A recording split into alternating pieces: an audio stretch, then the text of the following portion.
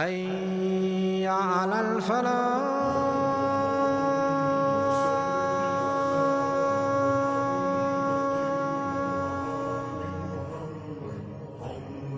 Abd Al-Muttalib, his first son was named Al-Harith. This was the first son of Abd Al-Muttalib. Later on, he had many more sons. He had a total of 10 sons. Now, when Al-Harith grew to an age of adolescence, when he became a strong young man, Abd Al-Muttalib saw a dream. And in this dream, a voice came to him in the dream and said to him, "Uhfur Tayyibah."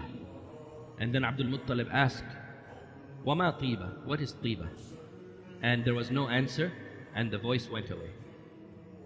So Abd Al-Muttalib thought about this dream, and he wondered what it meant. The next night, the voice came to him again in his dream. And this time, the voice said to him, "Uhfur Barrah." And then Abd Al-Muttalib asked the voice, "Wama al-Barrah? What is Barrah?" And there was no answer from the voice, and the voice went away. The third night, again he had a dream, a voice saying to him, "Uhfur al-Madnoona." And then Abd Al-Muttalib asked the voice, "Wama al-Madnoona? What is the Madnoona?" And there was no answer from the voice, and the voice went away. So this went on for 3 nights. The fourth night, he had a dream again with the voice saying to him, "Uhfur Zamzam." And then Abd Al-Muttalib asked, "Wama Zamzam? What is Zamzam?"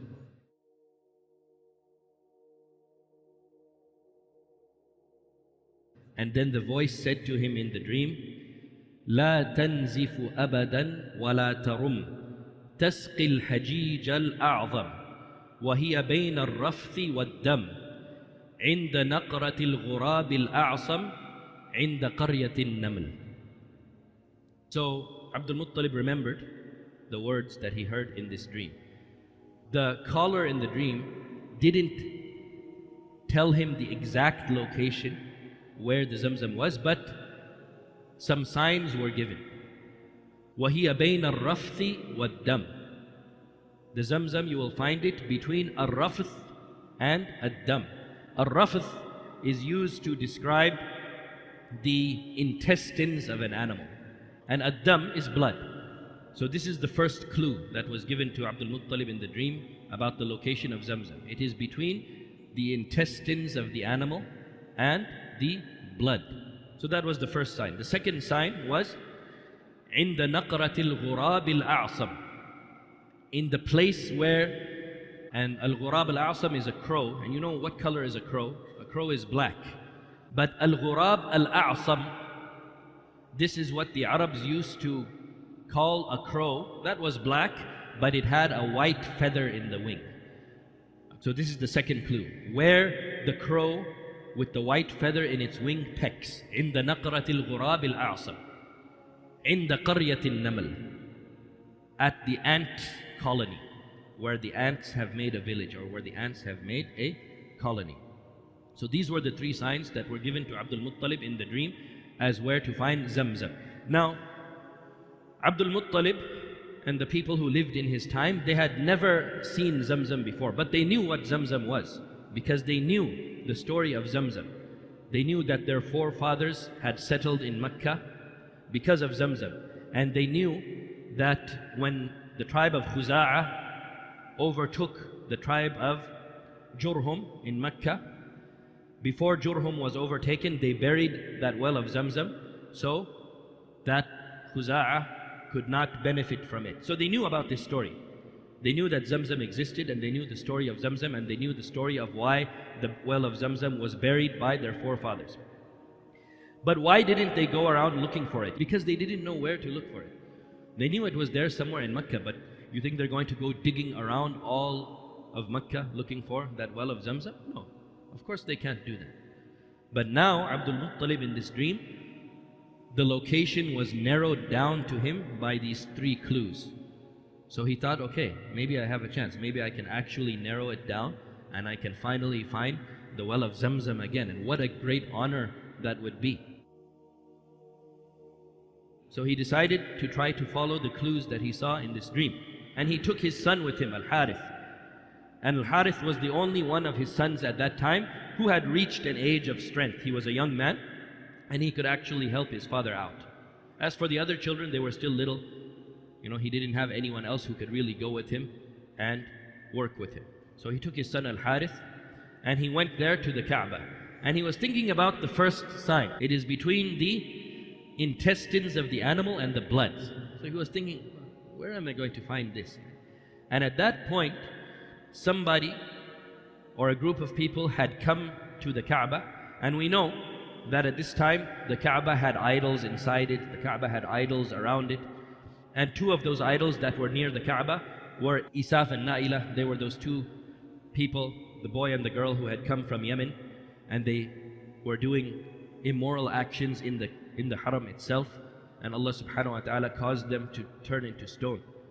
When Amr ibn Luhay brought idol worship back into the Arabian Peninsula, he took these two stones of Isaf and Na'ilah and put them in front of the Kaaba. So people would go there and they would actually offer sacrifices there, and they would worship those stones. So this continued until the time of Abd Al-Muttalib. It was still going on. People were still worshipping the idols. So when Abd Al-Muttalib came with his son to start his search for the lost well of Zamzam, a group of people came to the idol of Isaf with a cow, and they were going to sacrifice that cow to Isaf, to the idol. So they started sacrificing the cow, and the blood started pouring out. But the cow, it was a bit strong, so it was able to get loose, and it jumped up and it started running. But of course, it was weakened, so eventually a little bit as it ran, maybe for some time, then it fell down again. And they were able to overpower it, and they completed cutting it, and the intestines fell out. And Abd Al-Muttalib, he saw all of this happen. He said, this is the first clue. It is between the intestines and the blood. So he saw the location where the blood started to come out, and he saw the location where the intestines came out. So he said, okay, that narrows it down somewhat. It's between this place and this place. But that place was still pretty big. But still not narrow enough for him to actually start his work in digging. Where the crow with the whiteness in its wing is pecking, and where the ant colony is. So he looked around, and he found an ant colony in that area. He did find an ant colony. But of course, the ant colony, it wasn't very small either. It was a pretty big ant colony. And it wasn't enough for him to actually start digging. It narrowed it down much more, yes, but still not enough for him to start digging. And then a crow came down, and he noticed that this crow actually had one of the feathers of the wing was white. And it came down near the ant colony, and it started pecking the ground. So he said, this is it. This is as narrow as it can get. The crow is in one location, and it is actually pecking there. That is where I need to dig. That's where I'm going to find the well of Zamzam. So he knew that these three clues had led him to the exact location. So he started to dig. And remember, this is all a big public place right in front of the Kaaba. So it's not like he can do it secretly without anybody seeing. Everybody can see exactly what he's doing, going and digging near the Kaaba. So when the Quraysh, the other members of the Quraysh, they saw Abd Al-Muttalib here at the Kaaba digging, they were surprised. What are you doing? How can you dig here at the Kaaba? This is not appropriate. They wanted to stop him. So he said to his son, Abd Al-Muttalib said to Al-Harith, his son, go to them and distract them so that they don't stop my work.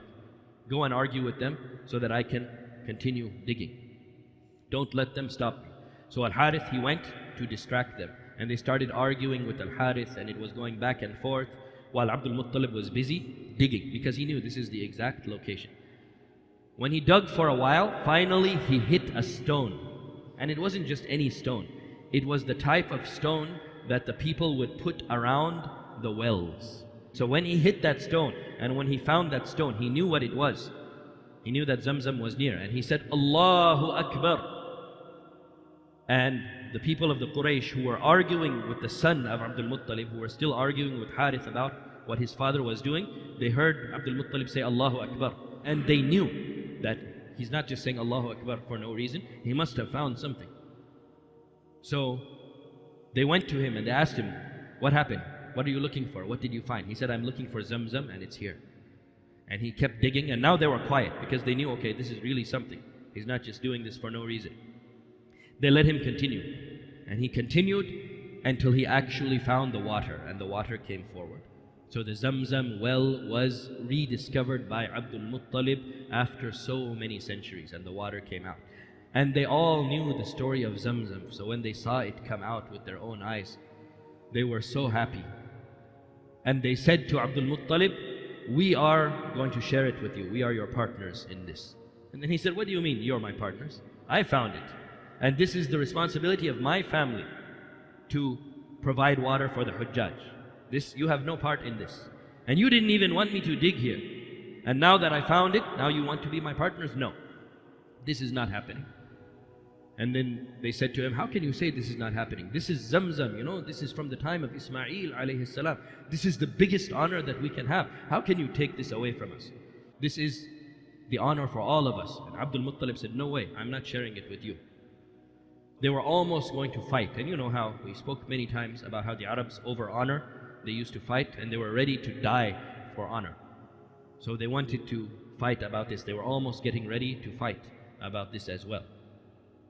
But finally, before the fighting started, they agreed to go to a fortune teller to ask for her advice about what they should do or how they should settle this argument. And there was a very famous fortune teller in Yathrib. She was known as Kahina Bani Sa'd, the fortune teller of Banu Sa'd. So they said, we will go to her. We will go all the way to Medina and we will ask her what we should do about this argument that we're having. Does Abd Al-Muttalib get to have it all for himself and his family?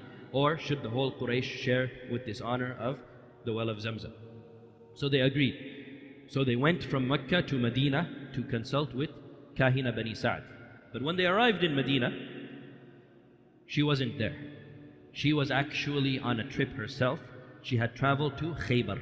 So they said, okay, we will follow her. We will go to Khaybar as well and we'll meet her there. So on the way to Khaybar, from Medina to Khaybar, they ran out of water.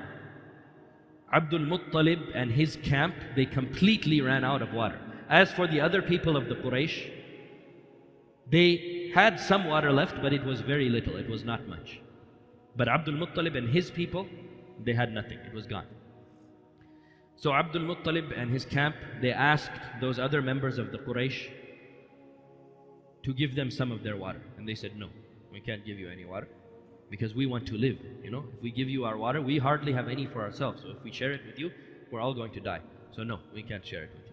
So Abd Al-Muttalib said, look, it looks like there's no solution to this. It looks like we're all going to die here in the middle of this desert. Without water, there's no way that we can survive. So to keep some of our honor intact, what we should do is we should all start digging our own graves right now. And when one of us dies, the other ones will bury him. So that at the end, at least most of our bodies, we will be buried. And only the last one who lives, he will remain unburied. That's better than all of these bodies just lying around unburied. So to keep as much of our honor and dignity as we can, let us dig our own graves. And when the time comes to die, the living ones will bury those who have died. So they said to him, yes, Abd Al-Muttalib, this is a good decision you have made. Let's do it. So they dug their own graves, each one of them from Abd Al-Muttalib's camp, not from the other members of the Quraysh, because they still had some water left. But the other members of the Quraysh were watching. They were just looking, what are they doing? So they saw them digging their own graves. And they were like, wow, what's going on here? So they dug their own graves and then they just sat and waited. Just waiting to die, Abd Al-Muttalib and his people. After waiting for some time, Abd Al-Muttalib says, you know, this is not good. We're just sitting here waiting to die. This is not an honorable thing to do, just sitting here and not even trying to find a way to survive. We have to at least try to do something. Let's just get up and look around. Maybe we will find some water somewhere, rather than just sitting here and waiting for death to come. At least let us try and do something. So they agreed, yes, let's try. We'll try to search for something.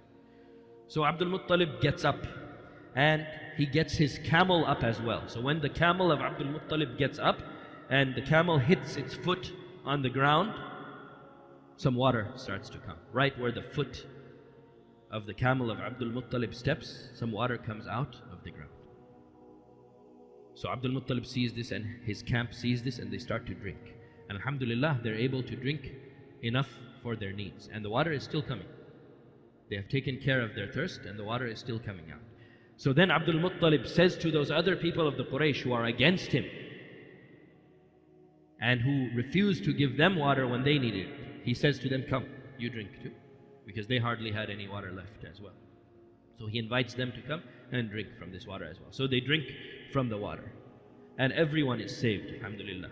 And then, after everybody drinks, those people from the Quraysh who wanted to fight Abd Al-Muttalib to share the honor of Zamzam with him, after drinking this water and witnessing what happened here in the middle of the desert, they said to Abd Al-Muttalib, Wallah, the one who provided you with water here in the middle of this desert, he is the same one who provided you with Zamzam. Zamzam is yours. We're not going to try to fight with you over it anymore. This is your right, and Allah has made it clear for us now that this is for you and for your family, for you and your descendants. So the problem was solved. They didn't even have to go to meet the fortune teller that they were going to meet. It was agreed upon that Abd Al-Muttalib was the caretaker of Zamzam, and he had all rights to the well of Zamzam.